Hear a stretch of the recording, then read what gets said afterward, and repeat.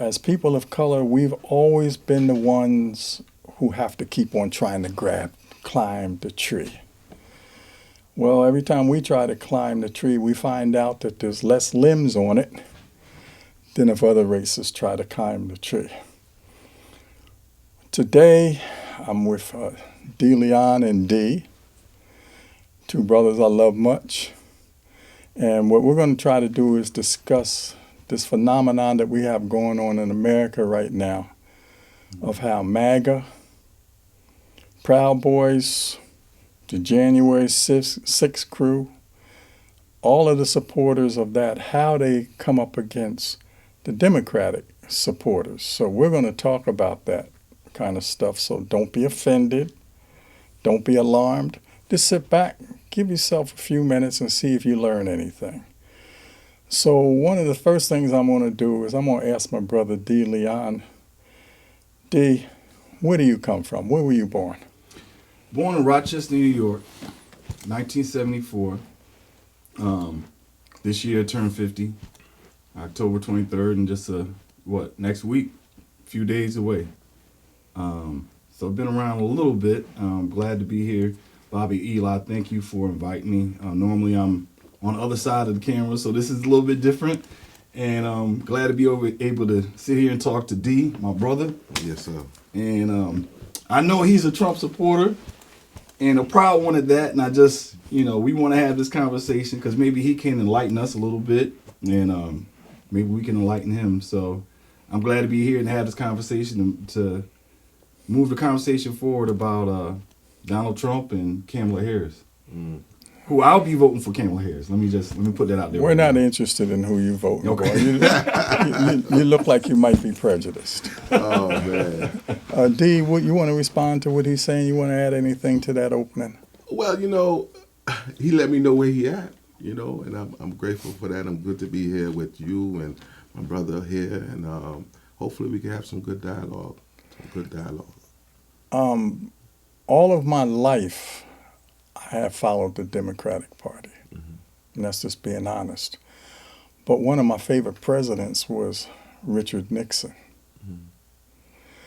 I liked what he did when he said, "Okay, y'all can't raise the price of beef. Y'all can't raise the price of chicken. Y'all can't do these things." And people my age will remember when that was happening. Matter of fact, the farmers were so upset at that, they were taking cows and killing them and throwing them in ditches on the side of the road because they said that Richard Nixon couldn't tell them what they were going to do. That was amazing. But I got a quick story I got to tell you, and then you'll see why I vote. I was 17 years old. My father and my mother had separated, and my father was living in East New York. And I took the bus up there from Princeton, New Jersey, where I was born, and I went to my father's apartment building, and I kept on ringing the doorbell, and nobody would let me in. Finally, somebody came out, and I walked in the doorway. I might have gotten 12 feet into the building, and somebody grabbed me around my neck, threw me up against the wall. My side of my head hit the wall so hard, man, I started crying. I was only 128 pounds. Just a little stick. Yeah. Then I saw another, I'm like this against the wall, and I saw another body come up. And I ain't seen no faces now, but this time I saw that it was a Caucasian hand going into a paper bag. And he pulled out a snub-nosed .38 and put it to my skull. And the first officer said, "What are you doing here?" I said, "I'm here trying to see my father." He said, "You're a lying little spick." How old were you? 17. He said, "You're a lying little spick. We know who you are. You've been coming here robbing buildings." I said, no, I haven't. I said, "I just came here to see my father." My father's girlfriend owned the building. She was from Colombia. She comes running down the steps, and they told her, "Shut the F up. If you don't, we'll lock your A up right now. Shut up." And she started hollering back at them. And they backed her up. And they said, show me your ID. I pulled out my high school ID because it's all I had. I hadn't even got my license yet. And they said, this don't mean nothing. We want to know who you really are. And then finally she jumped on them and they backed up a little bit. They said, okay, we're going to let them go. She said, let us see your badges. They both opened their jackets. They were detectives. They both opened their jackets, and their badges had black tape across the numbers. Now, this was nothing unusual back in those days to happen in New York City. It just depended on where you lived at. I was a suspected Spanish boy in a white neighborhood, and they came at me. And they did it in so many other places. So that's what made me want to vote at 18 years old, because I was looking at, where do these people come from? What part of the government are they coming from? So I voted every time in my life Democratic, because I saw where the Democratic Party was the lesser of the two evils. I didn't say they were perfect, because they weren't. But they didn't always have a plan for our heads. You would have think that they were the ones down here in the South doing the slavery, the way the Republican Party has acted all these years. So when you have something like that happen to you, and then you have it happen to you 2 more times, for a total of 3 times where you're threatened to be killed and told to shut the F up, you look at who's in charge of those people in those areas, and you get worried and you start to vote, because you know when you vote, that's the only time you have to make a change. Anybody want to comment on that? Any questions? No, that was very enlightening what you just said. You know, but you spoke about Nixon being your favorite. Everybody has their favorite, but please correct me if I'm wrong in history. Did Nixon step down when he was in office? He was forced down. Okay. He didn't. Yes, he came up one day on TV and said, I'm done, because of all of the crooked stuff he had done, and he got busted. That's right. And then his vice president pardoned him, correct? Yes, pardoned him That's for the right, offenses. That's right. Yeah. That's right. So you know I'm setting you up. You can set me up. It's okay. Because I'm saying his presidents throughout history had issues. Well, I'm going to respond to that by saying, if you're going to be a president, you got to have issues. Because in order to be president, you got to have some dirt. You got to be willing to throw dirt, hide dirt, make dirt, buy dirt, and most of all, sell dirt. I like that. I like that. I ain't never seen a clean president. That's right. That's right. Yeah, politics. Anybody that's in politics is a little bit self-serving. Absolutely. Not knowing what their total agenda and interests are, and I think that hearing your story, Eli, that's almost traumatic. It is. To be 17 years old in New York City, slammed up against the wall and have a gun put to your head, not once but 2 times back to back. 3 times.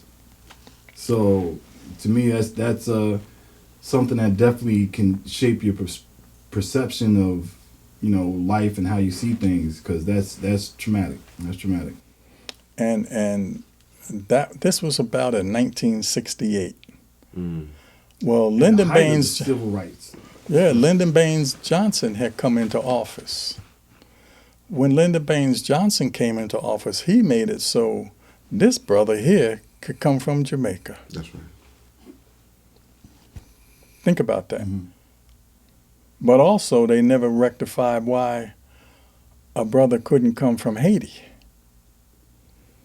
So I'm in Haiti. I'm in Jamaica with my wife, and we go there, and I'm talking to the sky cap who's going to move our luggage, put it in the vehicle. We want to ride to the hotel, and he was telling me he couldn't wait to come to America. I said, well, what's holding you up? I'm not allowed to leave the island. I said, you what? But this was 30-something years ago. He said, I can't leave the island. I've never been off the island in my life. Mm. He said, but my wife, whom I just married, she got accepted to go to Baltimore. And if I'm good for 5 years and she's good for 5 years, she's going to be able to get me a green card and come up there and live with her. What kind of crap is that? We talked about this on the last episode when we were talking about my brother Zuby, who came in and is talking about all of these ways that you can't, global citizenship, the way you can't come into the country. Mm-hmm. Now, why did I just mention all of this? I'm going to try to make it real simple because I got so much I could say that y'all would never get to say anything. But I'm going to make this real simple. The reason that Haitians couldn't come to the country, because they're the only country on this side of the globe that ever kicked the European man in the butt and put their leaders out. Absolutely. And stop slavery on their land. And the European man has never forgiven them. Never.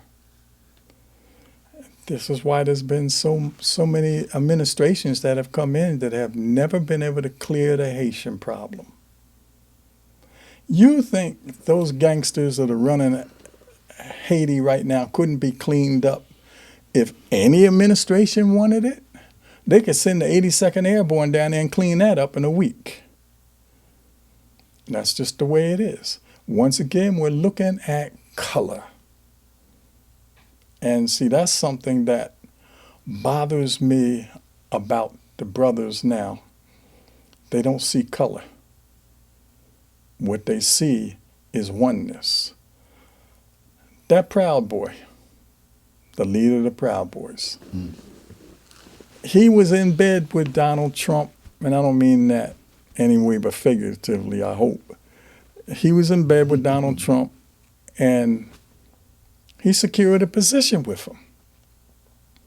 And the Proud Boys were willing to do whatever. They even were suspected of being the ones who put the bombs down at the inauguration. They were suspected of that. They got off. But later on, the leader of the Proud Boys went to jail. So then the next group comes up. We got the Tea Party. Well, how did the Tea Party get started? Well, I think, if I recall correct, wasn't that was after Clinton, wasn't it? Yeah. No, it was after, if I'm correct, it happened after Bush, because they were coming up against Obama. They didn't want Obama in power at all. So they came up with this thing called the Tea Party. I went past some of their demonstrations and saw them. Whatever happened to the Tea Party? Yeah, they're now the MAGA party. They're now MAGA. I think. And the Tea Party used to hold up. They went up to Washington for that march. Mm. They held up the thing of bananas in the air, and they were calling Barack Obama a monkey. Mm-hmm. Now, the man's smart enough to be president, mm-hmm. but you're calling him a monkey. Mm-hmm. So this is when I started to see this whole thing with politics and color starting to come and mold into, and it's flourishing as a problem for this country. And it has done nothing but get worse and worse and worse. George Wallace. I lived in Princeton, New Jersey as a youth. Mm. I went to see George Wallace at Dillon Gym. After George, we were not allowed to come in. George Wallace had 100 6-foot state troopers lined up in front of the stage. That was his security as he was speaking at Princeton University. After it was over, we're outside with our placards. We go inside, and those 100 state troopers rushed us. George Wallace wasn't even on the stage. They were all standing around. They were waiting for him so they could leave. They rushed us. They were beating high school kids. Because of what? Because we out on blue jeans? because we had on Converse sneakers? Hell no, they was beating us because of the color of the skin. Right. George Wallace and that guy, the other guy from I can't remember his name, but those two started pouring gasoline. And Wallace ran for presidency and had back. And he proved that a stone cold racist. Well, how come a stone cold racist could make it? It's simple. Who brought these people called black people to this country? Europeans. The same people that right now that want them to do nothing but go to work and spend that $97 out of every 100 they make by Monday afternoon. Go to work. Yeah, we'll let you own cars and houses, but that money you make at work, you giving us back to us. Why? Because we're not going to let you own an electric company. We're not going to let you own a car company. We're not going to let you own airlines. We're not going to let any industry that you can come up with. anything that makes money. Right. They're not going to let you own it. So, what's the difference between the Democratic Party and the Republican Party to me? The Republican Party will make blood. That's the difference to me. They will make blood happen. And they've made it happen a lot of times in this 20th and 21st century. They have made it happen. They scare me. There's nothing I can get comfortable about with them. But let my brother D, he's ready to rip me into shreds. He said I set myself up. So Both parties scare me, I'm not going to lie. But they both. But the Democratic Party has done more with the different amendments and so forth to make it so at least I could breathe easily. I ain't got a Republican president yet who says, let's make it easier. Let's all get together and gel and become one.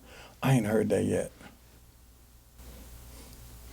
Well, it's hard to become one because each one of us are individuals, and we have different ideologies, different beliefs, raised different, trauma, all that add to our adult personalities. So this thing is very deep in itself.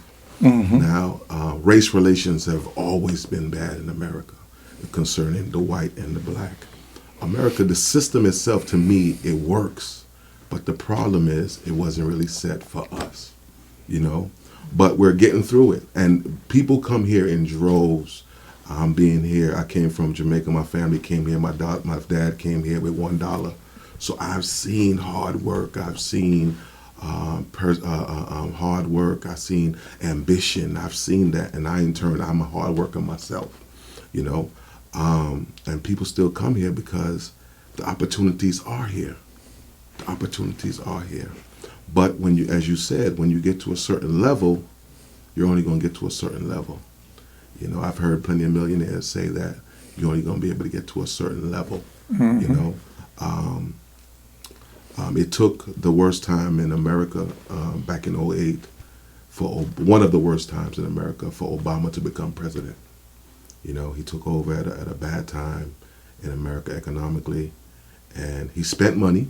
He spent money, bailed out the corporations, and America started thriving again from an economic standpoint. Then Donald Trump took over. A lot of people want to say, you might disagree with me on this. Donald Trump didn't do nothing. He just took over from what Obama did.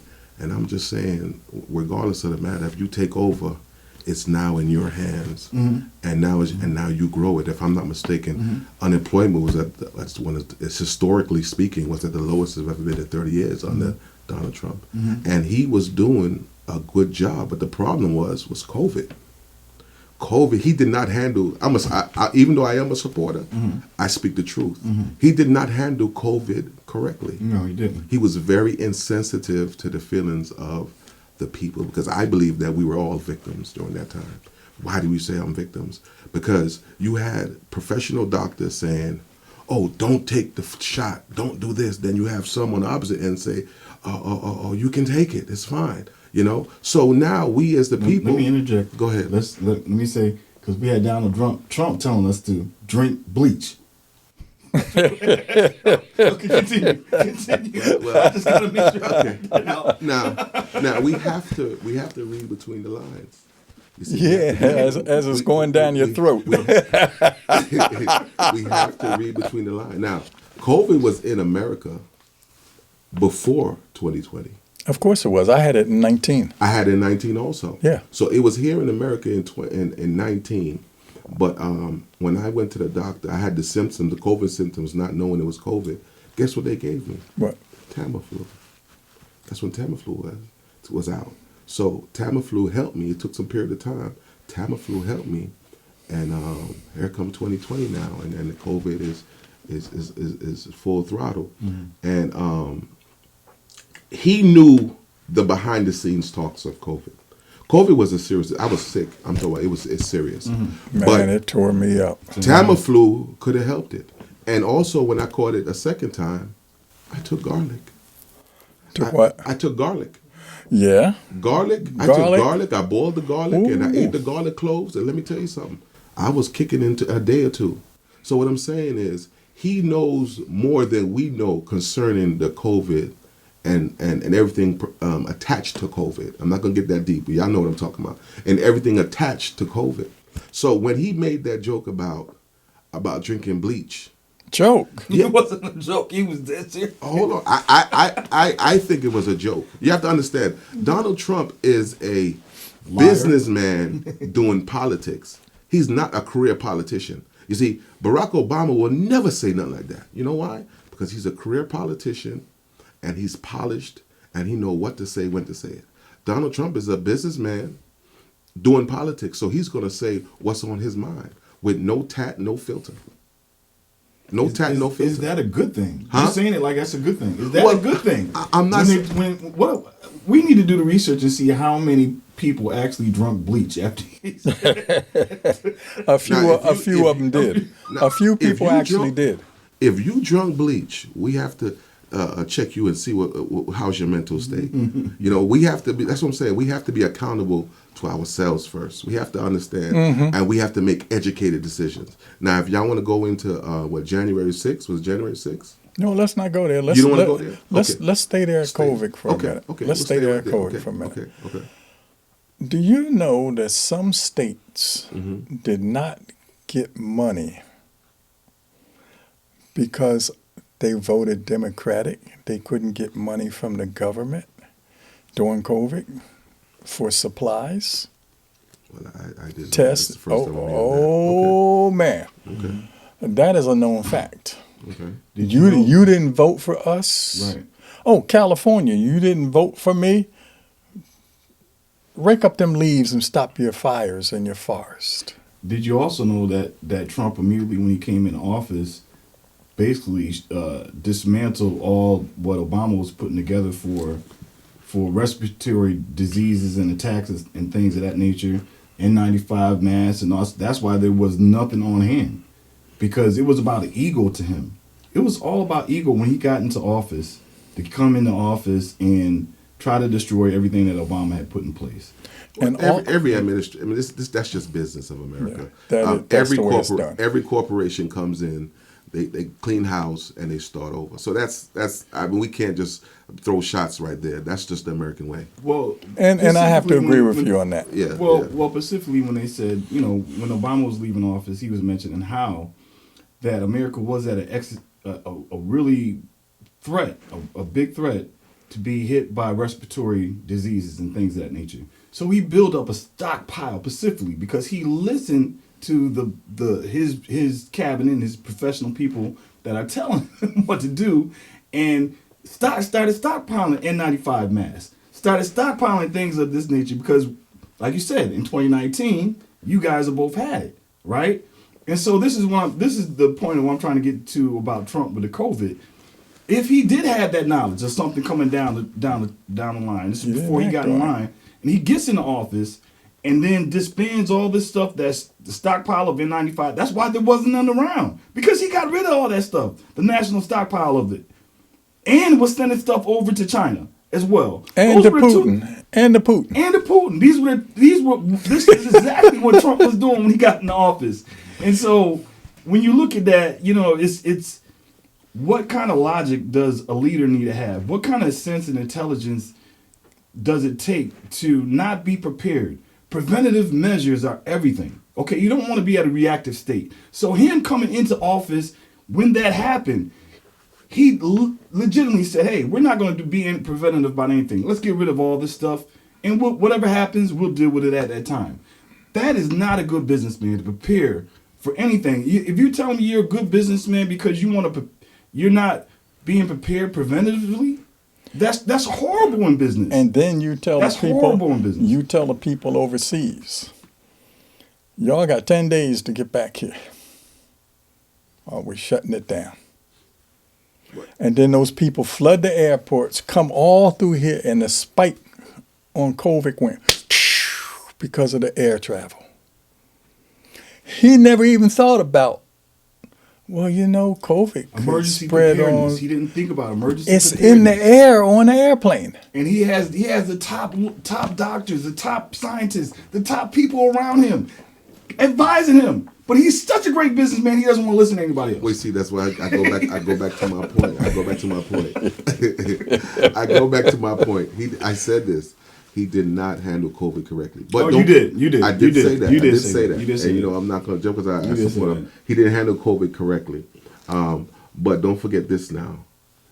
The doctors, the specialists, they were divided. They were divided. So here we are now. We have to make the best educated decision for us and our family according to what the professionals were saying. So we as the American people were the victims on both sides. I can't point the finger on Donald Trump and say he is to be blamed for what COVID went down. But he did not handle it correctly, though, as the sitting president. I'm going to tell you why he didn't handle it correctly. He had the Surgeon General. He had Fauci.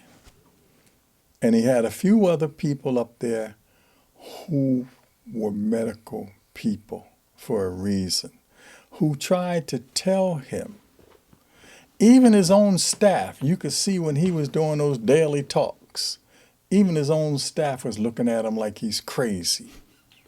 And then one other thing too, you said something about when Trump took over for Barack Obama. It's already in the books, bro. This is one they can tell you anything they want to tell you about, but this was in the books. The economy had already recovered.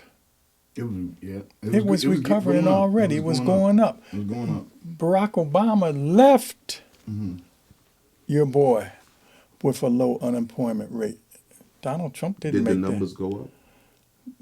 Absolutely, the numbers went up. When Trump came in there, when Donald Trump took over, it went up. It went up. So that's why I say, regardless of where you take it to, is either it could have went down or up, and he took it up. And had them 4 years been completed without COVID, he probably would have went down as one. I ain't say the top, but one of the greatest presidents in America. Well, we're not going to give him a second time to find out. We're not going back. We're not going back. Hey, let me tell you At something, least right? I'm not going back.